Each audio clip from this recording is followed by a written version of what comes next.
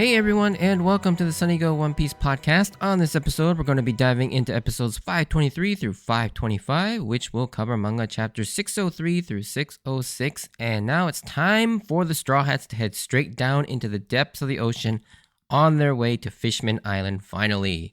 So, synopsis. The Straw Hats are now on their way down to Fishman Island, but on their way, they will need to survive the crazy amount of threats and monsters that dwell in the deep sea. But luckily, the crew get to really show off their newfound power they've obtained during the 2 years to help protect the Sunny as they descend further into the ocean.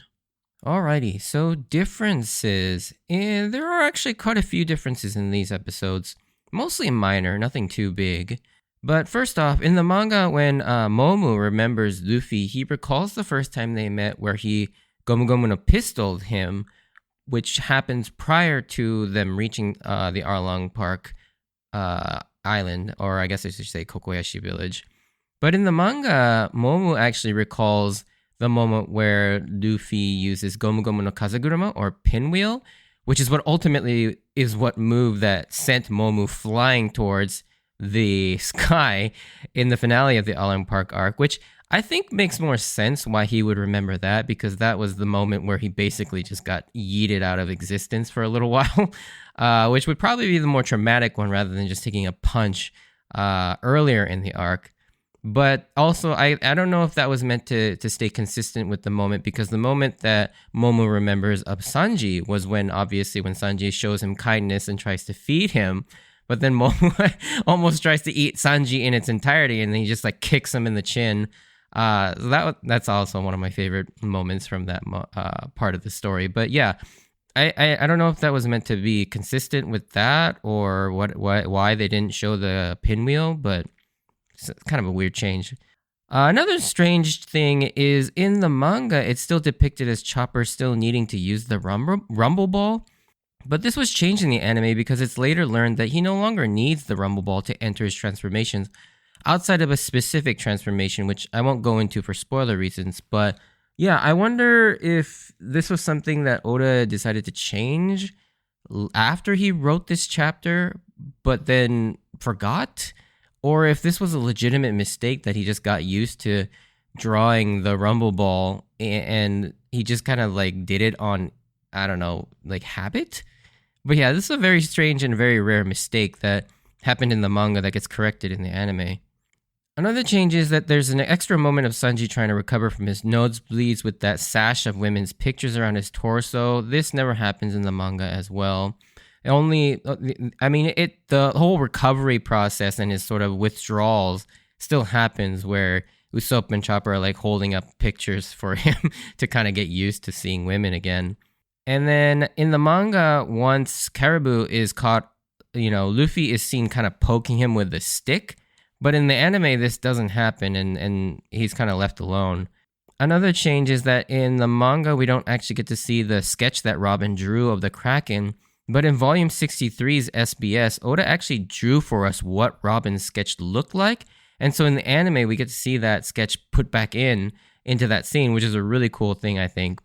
So what you're seeing in the anime is actually Oda's sketch from SBS. I think it was like, I forgot which chapter it was, but it was definitely in Volume 63. And then in the manga, after they escape via the Chicken Voyage, Nami has the idea of using the coup de burst to escape. And this is where Frankie goes into his explanation of how using coup de burst and the Gaon Canyon will use up the air that they have available to them inside the coating bubble. We will eventually get this explanation in the anime, but it doesn't happen until just before they encounter the anglerfish in the very next episode. But he still, even in this explanation, doesn't mention the Gaon cannon that can't be used either because it'll suck up a lot of the air, which is, I don't know, this is a very strange change, I think. I don't know if this was done for time to be able to fit the necessary scenes into the previous episode, so they had to move one of the scenes to the next episode. But then they also just changed the dialogue entirely and not mention the Gaon cannon at all. But yeah, this one was a really strange one, I thought. A couple more to discuss. In the anime, the shark that gets saved by the monster trio from the Kraken, in the anime actually swims up to them and kind of thanks them before swimming off. But in the manga, this doesn't happen, and it just sort of frantically scurries off after it's freed. Now I know why they made this change, and for spoiler reasons, I'm not really going to go into detail for this. But yeah, I don't know. I'm okay with this change. It really doesn't change too much, but it is a nice addition, I guess. And then lastly, after getting to the point of reaching the underwater volcanoes, Frankie using the Kuda burst several more times was added in the anime, which I don't know, kind of defeats the whole purpose of the explanation of they can't use the Kuda burst that often or else they're going to suck up all the air. So, yeah, I don't know why they did this addition. It just does. It's, oh, now that I think about it, it almost seems like they just kind of like forgot and they just used it all of a sudden and then they just added that explanation in later, which I find really hard to believe, but I guess that's what happened. Alrighty, so with all those differences out of the way, let's get into the episodes themselves. To start these episodes off, we get a check-in with all the remaining parties left back on Subodi, with Caribou getting his revenge on the fake Straw Hats, where it's revealed that he has some sort of Logia-type devil fruit, but at this point it's not made clear what it exactly is, but it appears at the outset to be some form of a muddy liquid, and I originally thought he may have had like the Dorodoro no Mi, or the mud fruit, not to be mixed up with Gaudino's Doru Doru no Mi, which is wax, obviously, or Kandoru. And Doro, yeah, in Japanese is dirt or mud.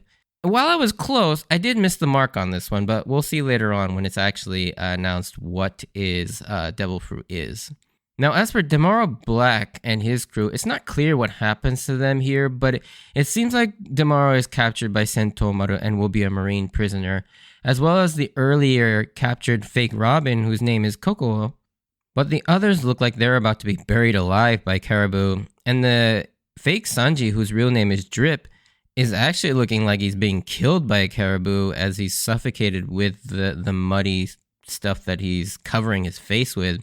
Now, all their real names were, I believe, revealed initially in the Vivaricard One Piece Visual Dictionary.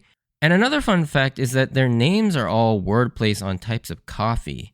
Like, Demaro Black is black coffee, Drip is drip coffee, or sort of the fake Zoro and fake Sogeking are named Manjaro and Mount Blutan. Both are references to Tanzania's Kilimanjaro blend and the Jamaica's Blue Mountain blend.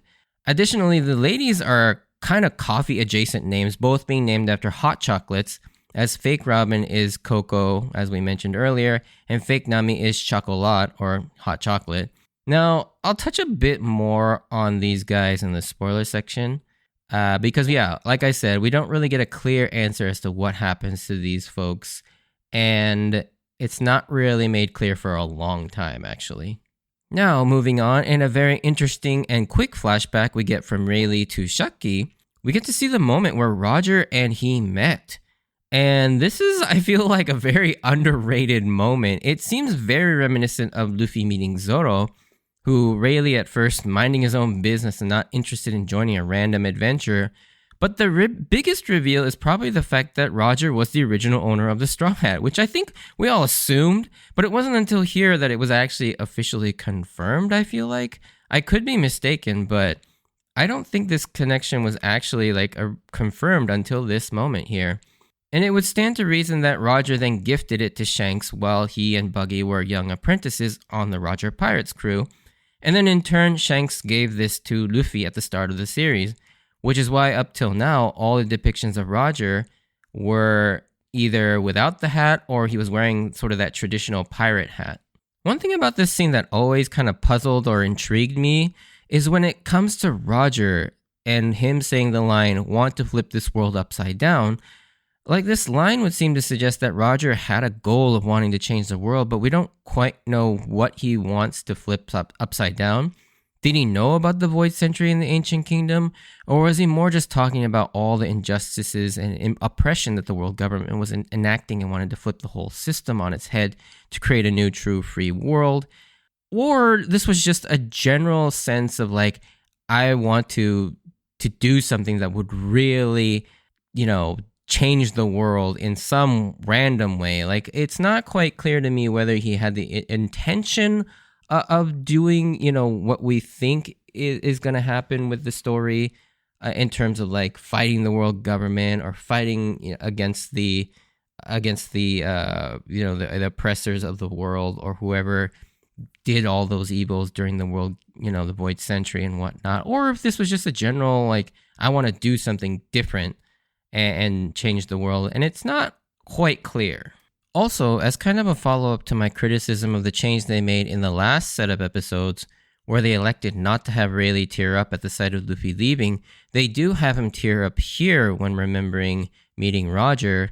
It's such an odd change that I will just never understand, nor like at all. I think the parallels between him tearing up here and him tearing up at seeing Luffy leave are so that the connection between Luffy and Roger is more strengthened. I don't understand why they didn't have Rayleigh tear up earlier. It just doesn't make any sense.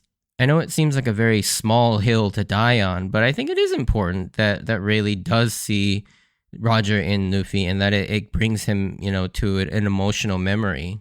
Now, once we get back to the Straw Hats, one thing you'll begin to notice as you move through the post-time skip era is that Oda likes to parallel or draw direct references to the pre-time skip era, and one such inverse parallel is that back in the Sabaody arc, Hachi mentions that Fishman Island is located 10,000 meters below sea level, and we also know that Skypiea was 10,000 meters above the sea level. So now instead of going 10,000 meters up, they're going 10,000 meters down in a nice bit of parallel between the two. And you'll actually start to see many, many references and parallels between the pre-time skip and the post-time skip, whether it be certain moments or how certain story elements are constructed, even entire arc structures very much mirror a lot of what happened in the pre-time skip era, but in very sort of different ways. And you'll see what I mean as you progress through the post-time skip era. It's actually pretty cool.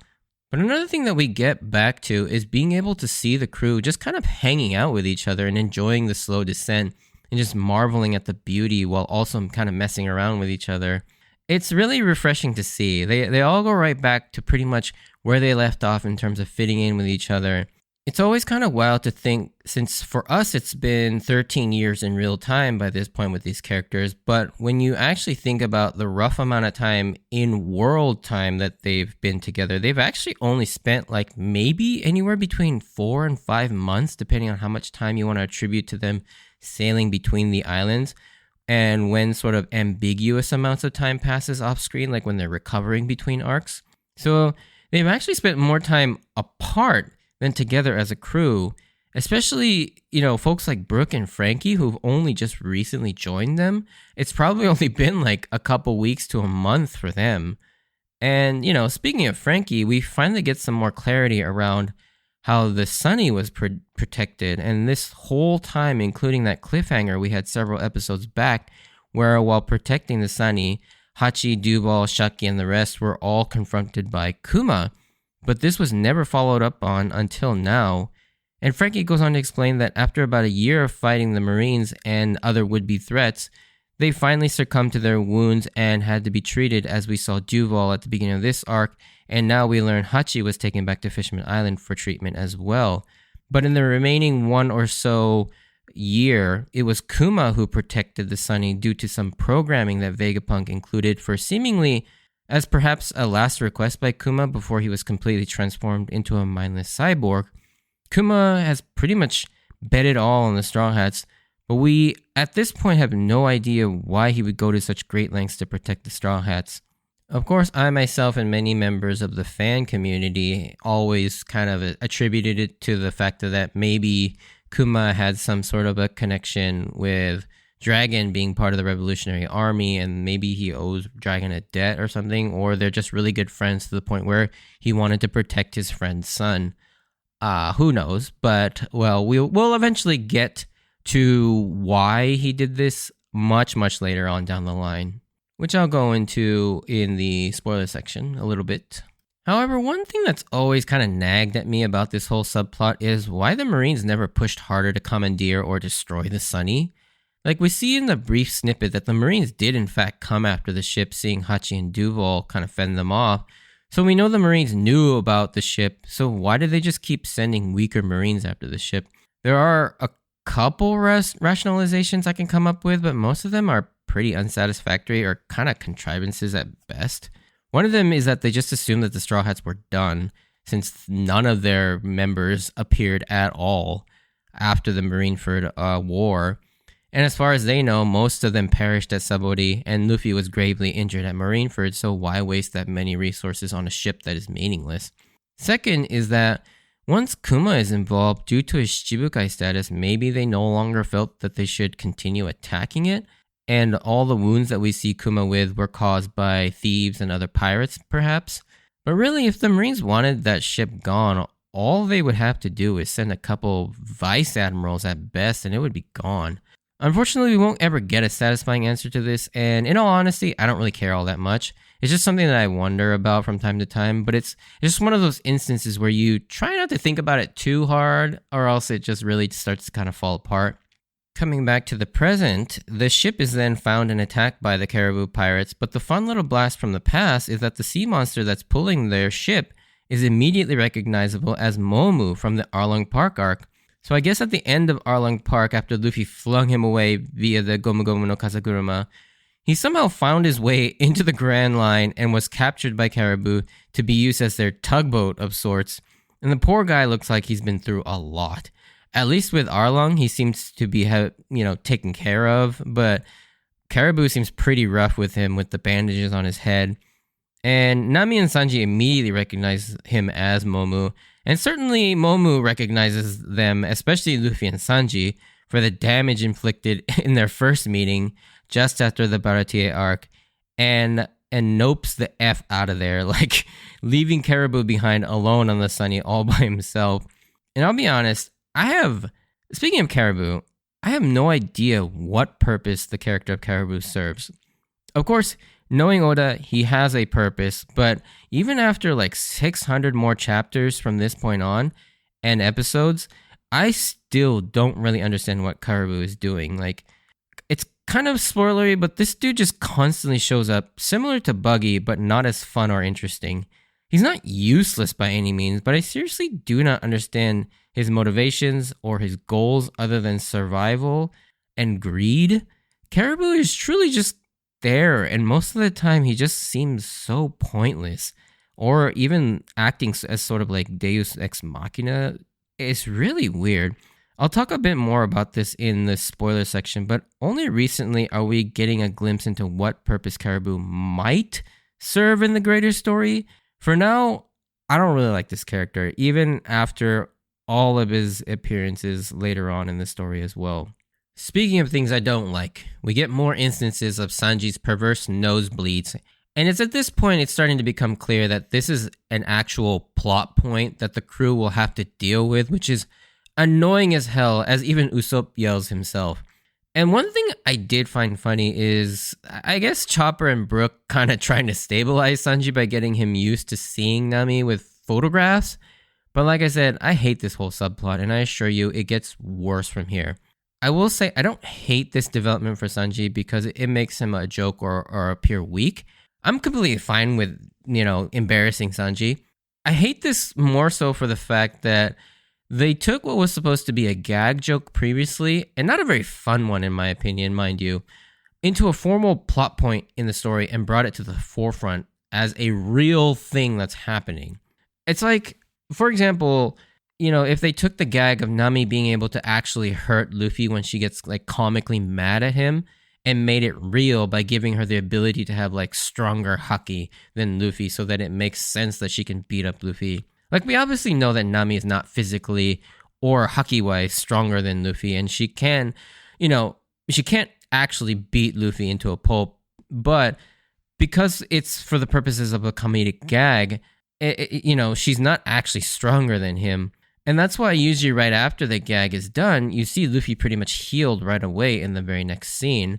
However, in this scenario, it makes Sanji's ridiculously lust-fueled nosebleeds not just a gag, but an actual thing that's happening. And not only that, as you will see, it plays a fairly significant role in the plot of this story arc too.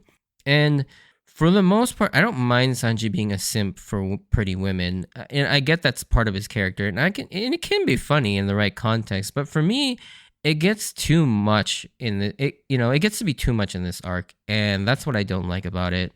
Like, I see what Oda was trying to go for, and without going into spoilers, it was pretty important to have the result of what happens to Sanji due to the excessive nosebleeds. But there were so many other ways of going about this, both for the plot and resolving Sanji's sort of traumatic experience during his 2-year time skip. I will, of course, get more into this when we see the aftermath of the nosebleeds in a few more episodes.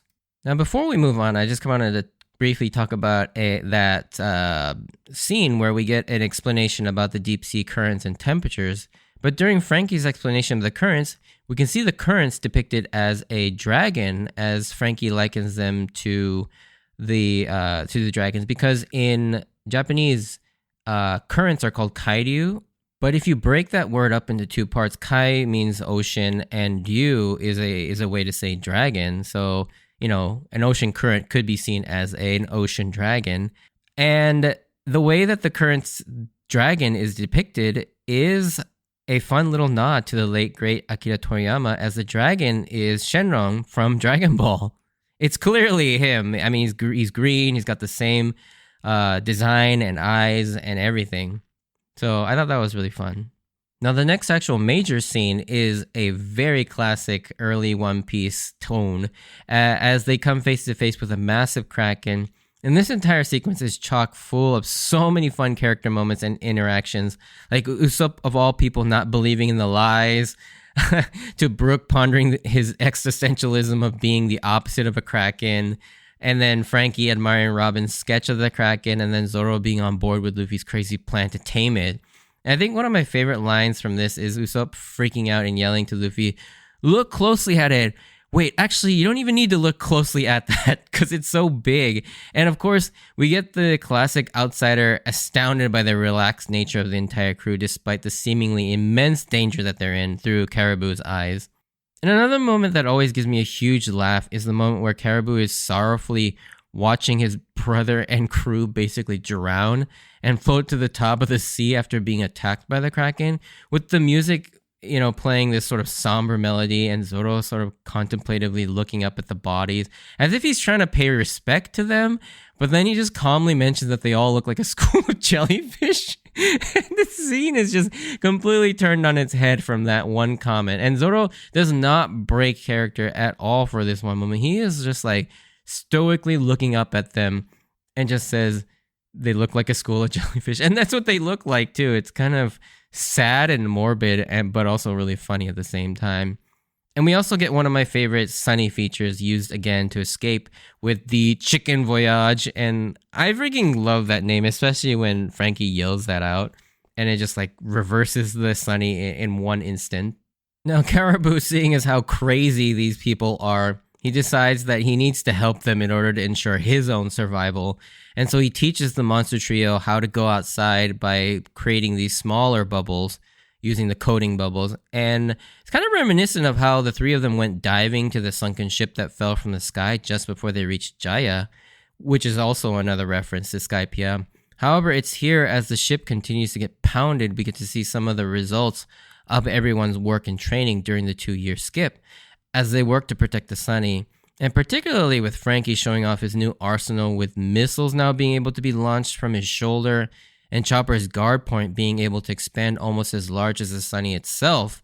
And however, the craziest Chopper power is kind of one that you might miss if you don't really stop to think about it, but he used his guard point without eating a rumble ball. Of course, this is in the anime, not the manga, although the manga is mistaken, obviously, but yeah, this is kind of crazy. So it would seem like he can use his transformations without a rumble ball now. Now, at this point, it is yet to be seen if all his transformations can be done without them, or if only certain ones need it, or if his original ones don't need them. Perhaps he came up with new transformations that do. But yeah, we'll have to wait and see for that reveal.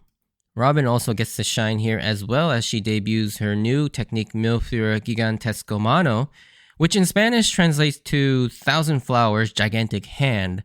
However, one thing that I've read online that this is actually grammatically incorrect, as in Spanish, it should be Mano Gigantesco instead of the other way around.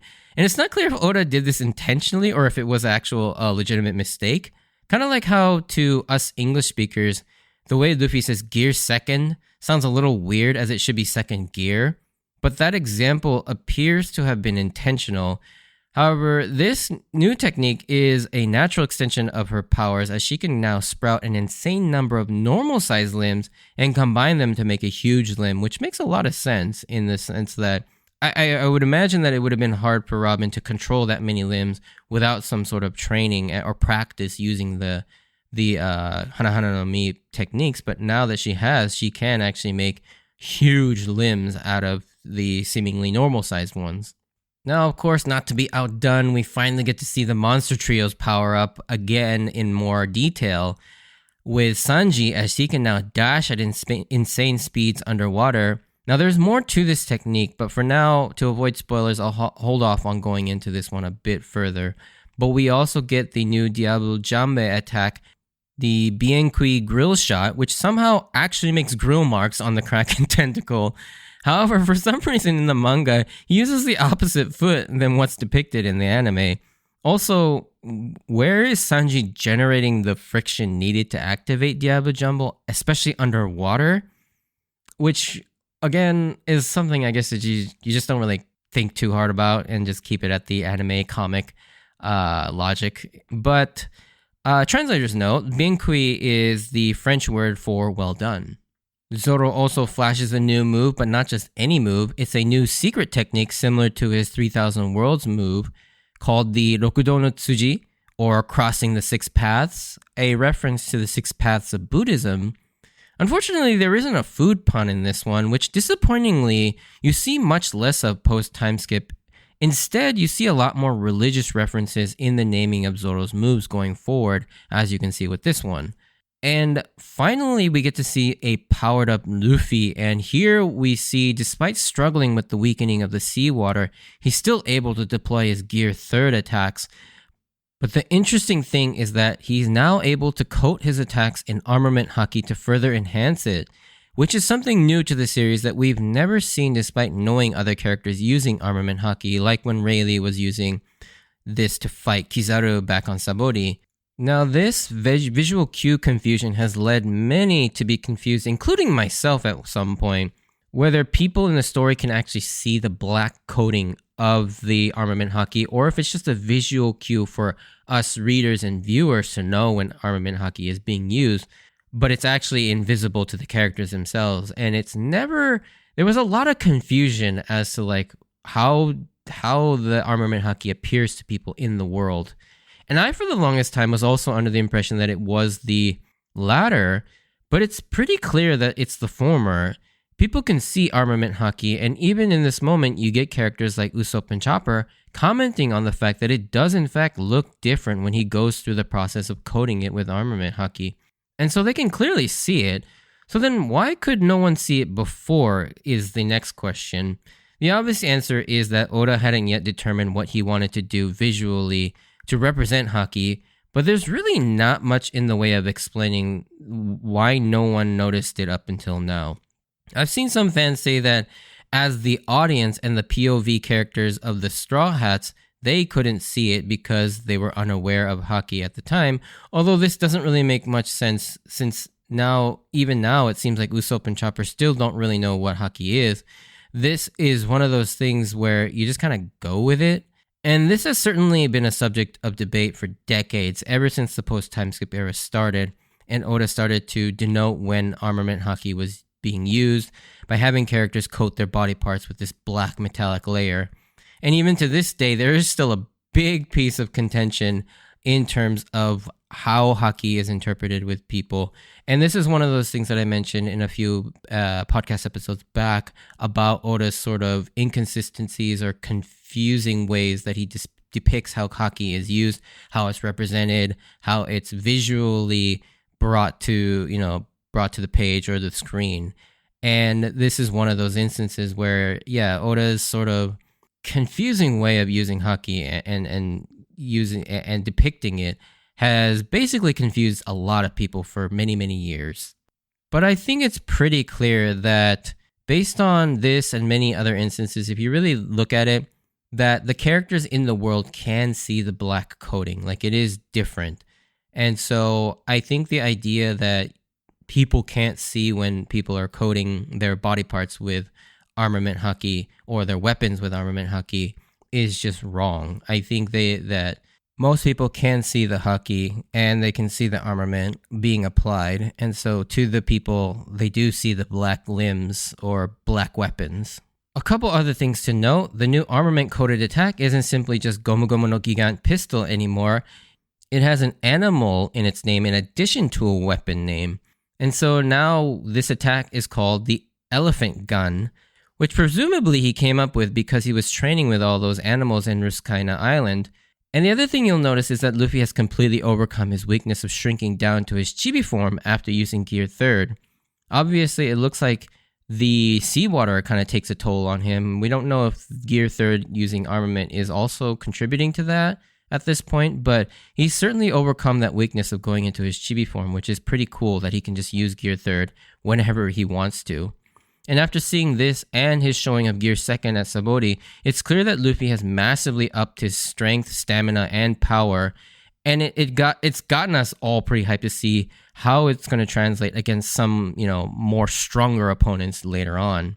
After this brief encounter with the Kraken, they all get sucked into an underwater waterfall after defeating it, and they get separated, and this is where Frankie decides to show off one of his new features and offers a light to help search for the lost monster trio. But in true Frankie fashion, he gets you excited for something seemingly cool only to subvert everyone's expectations, including the characters themselves, by having a sort of perverted twist on the promised gadget. And this time, he lifts his glasses like his eyes are gonna light up, but it turns out that the lights are built into his nipples, with Usopp exasperated yelling, like, "Where are you making it shine?"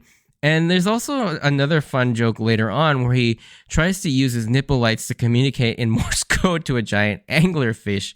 And I don't know. I never tire of Frankie's gadgets just being ridiculous. Like the other one that always comes to mind is when he does the centaur reveal and the front half of his body pops out instead of the back half. So he's this like reverse centaur and it looks ridiculous, but it's always so funny. And speaking of Frankie, he is getting no shortage of fun moments here because there's another pretty funny Frankie moment as Brook discovers that Caribou has escaped his bonds and is now loose on the ship somewhere, making it a very potentially tense condition on the ship for everyone as they start to grow concerned about both the threats from outside the ship, now also having to contend with something inside the ship as well. It then cuts to Caribou hiding in a barrel, having this diabolical and menacing inner monologue about how he's going to perv on the girls in their rooms. And when they arrive at Fishman Island, he'll take them all out.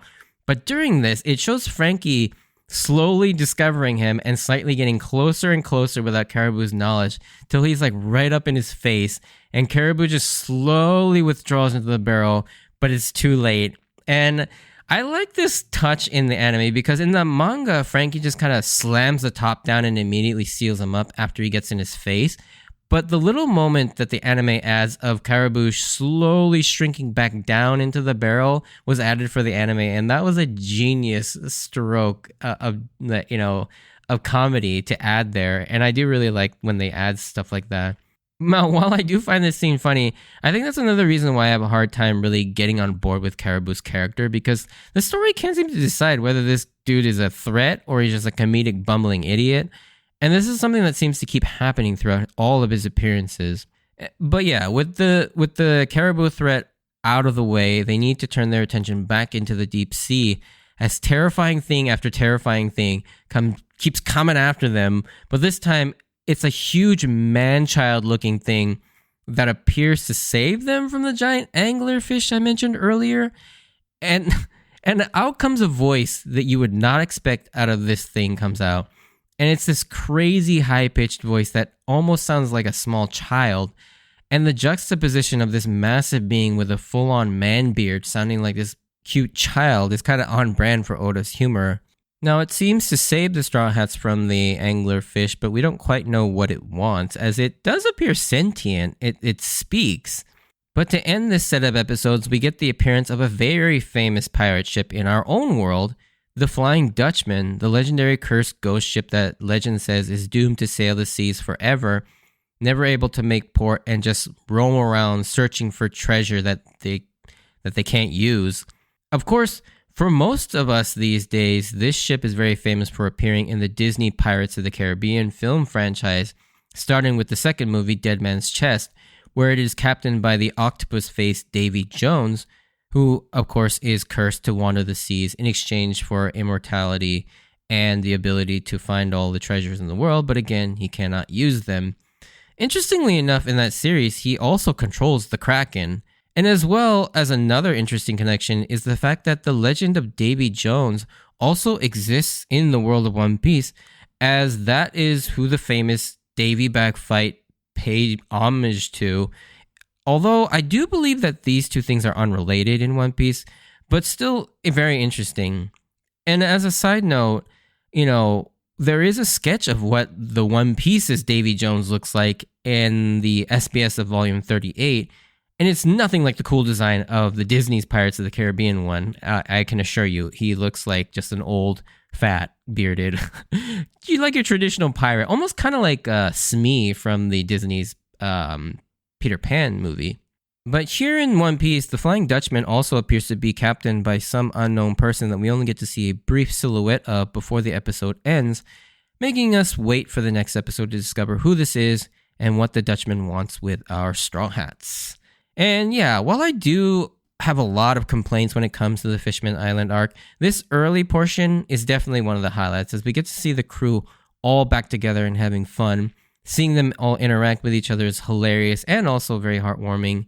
Like seeing them, put in a compromising position, stuck underwater, also kind of adds a bit to the tension as we see just how freaking nuts just getting into the new world is, let alone what could await for them once they're actually in it. But that's going to do it for this episode. If you did enjoy this, send me a like or comment.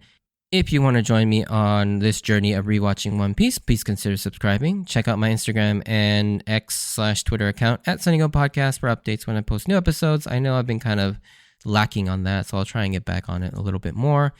But yeah, as always, I wanted to thank you for taking the time to listen to my podcast. There will be a spoiler section where I'll talk about a couple things that I referenced earlier.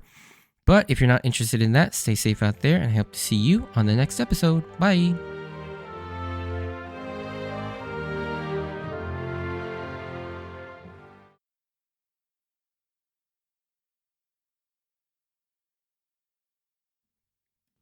Alright, so spoiler section. Like I've always said, this spoiler section is going to be mostly unscripted, just kind of giving you my thoughts on a couple plot points. The first thing is we do learn a lot more about several things that are kind of touched upon in these setup episodes. I think the biggest one is why Kuma actually protected the Straw Hats and the Sunny. It has become very clear why he did that and why he put so much effort into that. Because up until the most recent chapters, particularly with Kuma's backstory being revealed in the Egghead Island arc, it wasn't quite clear why Kuma was so adamant about protecting the Straw Hats and the Sunny. And it's clear that the legend of Nika and Joy Boy were very important to Kuma. And so upon kind of learning that Luffy could be him, especially after witnessing Luffy punch St. Charlos at the auction house, it kind of cemented in his mind that Luffy was worth protecting and that he needed to make sure that Luffy and his crew survived. And so that's why not only did he put his life on the line by protecting them at Sabori and sending them all away to various different points, but then why he asked Vegapunk to program in one last request in that he would protect the Sunny until the Straw Hats returned. And so, yeah, I think that it's pretty clear now why he did that, because he realized that his hero and idol in Joy Boy and Nika were one and the same in Luffy. And so, yeah, it makes perfect sense why he devoted so much to protecting the Sunny and the Straw Hats now. Now, moving on to Caribou. Again, I don't understand this character whatsoever, to be honest, right now. And I'm sure it will make sense when it all comes together, but Caribou's appearances have been underwhelming, to say the least. I mean, I know he had a big role in whatchamacallit, in Wano as well, with feeding Luffy and all that stuff in a desperate time. But beyond that, he's just like, I don't get what he's there for. I mean, he's there on Egghead Island, and I think the biggest development with him is obviously that moment where he runs into Van Augur and Katarina Devon on Egghead and basically convinces them to take him because he knows all the information about the ancient weapons, Wano, and the fact that Pluton is stored there, and what the Straw Hats are ultimately trying to do. So he knows a lot of inside information that he could leak to Blackbeard. And so, yeah, I think definitely there is that aspect of it, but also the fact that he's revealed to be like a fanboy of Blackbeard and his crew, and he basically now serves as almost like a dark opposite or reflection of Bartolomeo. And so, yeah, it kind of sets up this like possible end game situation where you have the battle of the two fanboys, where Caribou versus Bartolomeo may happen. I think is also kind of interesting, but I wish I knew more about what drives Caribou other than sort of fandom. It just seems really weird. I don't know. I'm always very unsatisfied with Caribou and his character. And he's also just creepy. I think that's mainly why I don't like him. Then the last thing I wanted to mention is something that we just found out very, very recently in the newest chapter that was released a few days ago with chapter 1115, in the fact that we now learn the fate of Tomorrow Black and part of his crew, which is very interesting because, yeah, up until this point, from like chapter 603, I think, to 1115, there is literally no mention of what happened to Tomorrow Black and his crew.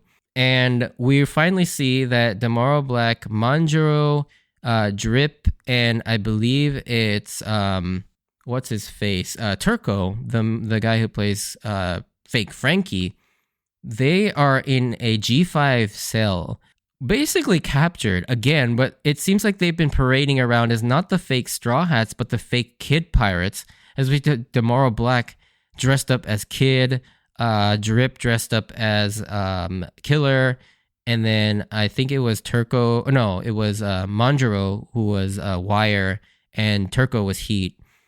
And yeah, so I guess in the month or so that Kid was missing after being captured by Kaido and imprisoned in the Udon prison and all the duration of the Wano arc, during this time, at some point, Tomorrow Black and his crew started to dress up as Kid and parade around as them, and then eventually they were captured somehow, I guess, again. So, yeah, it would seem that the Caribou Pirates didn't kill them off, and Tomorrow Black somehow escaped Sentomaru or escaped, marine custody at some point. It's not quite clear where the others are, because we don't quite see Chocolat, we don't see Coco, or Montbleutain.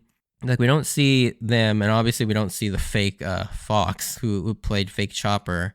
Or no, he's a real Fox, but he plays fake Chopper. And then Coco obviously was taken by not so much the Marines, but the government, because she gets taken away by the Men in Black, and so she might still be captured, being interrogated as the fake Robin. So we don't quite know what happened to her either, but it is interesting to see a nice like callback to them, just very timely for this episode, at least for me, anyways. But yeah, that'll do it for the spoiler section. I know this episode is getting a little long, so I'm going to cut it off here, but appreciate you all sticking around, and I hope to see you on the next episode. See ya!